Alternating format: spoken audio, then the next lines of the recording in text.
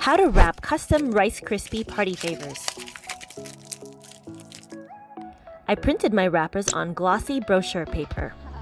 After cutting, I'll lightly crease along the front design of the wrapper edges. Next, I'll use double-sided craft tape and place it on the left and right side within where I creased. I'll also place it on one side on either the top or bottom.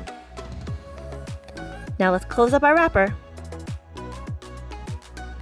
If you don't know where to find these printable wrappers, there are a ton of Etsy shops, like me, that sell printable party designs for this exact type of party favor. After putting my treat in, I like to shape it up a bit. Now you can totally be done here and it looks great, but here's a couple more steps to take this to the expert level. I'll use a paper crimper for the sides to give it that professional store-bought look.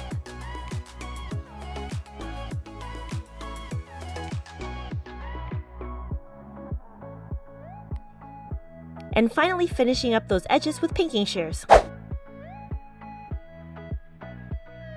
If you found this video helpful, please like and subscribe.